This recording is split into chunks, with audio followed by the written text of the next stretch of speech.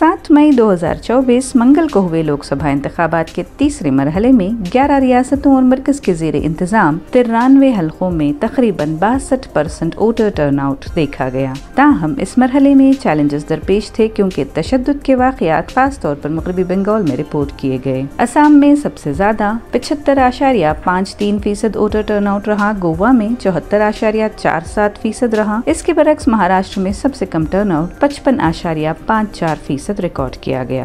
अफसोसनाक खबर यह है कि इंतखाबी अमल के दरमियान गुजरात के अमरेली जिले में तैनात एक 45 साल पोलिंग अफसर कौशिका बाबरिया दिल का दौरा पड़ने से हलाक हो गयी। गुजरात से खबर है कि वोटर्स को डराया धमकाया जा रहा था और एक खास पार्टी को वोट देने के लिए मजबूर किया जा रहा था। बनासकांठा जिले में कांग्रेस उम्मीदवार गैनीबेन ठाकुर की जानिब से पोलिंग स्टेशन पर सेंट्रल रिजर्व पुलिस फोर्स के एहलकार बताने वाले अफराद ने धमकियां दी, जिसके बाद तहकीकात का हुक्म दिया गया। सोशल मीडिया सारिफीन ने गांधीनगर में पोलिंग कोड की खिलाफ वर्जियों को उजागर किया, जहां बीजेपी ने पोलिंग बूथ के करीब राम के बड़े साइज के कटआउट लगा रखे थे। कर्नाटक के मुख्तलिफ हलकों में 7 मई की रात 10 बजे तक वोटर टर्नआउट का रिकॉर्ड ये है कि बागलकोट में 70.7%, बेलगावी 70.84%, बेल्लारी 69.74%, बीदर 63.55%, चिक्कोड़ी 74.39%, दावनगिरे 76.23%,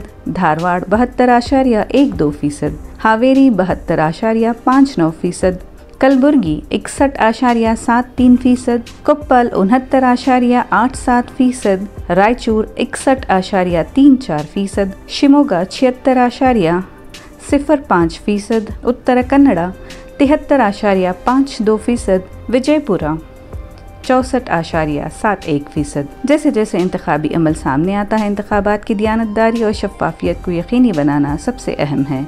हुक्काम को किसी भी बेज़ाब्तगी से निपटने और कौम के जमहूरी उसूलों को बरकरार रखने की जिम्मेदारी सौंपी गई है।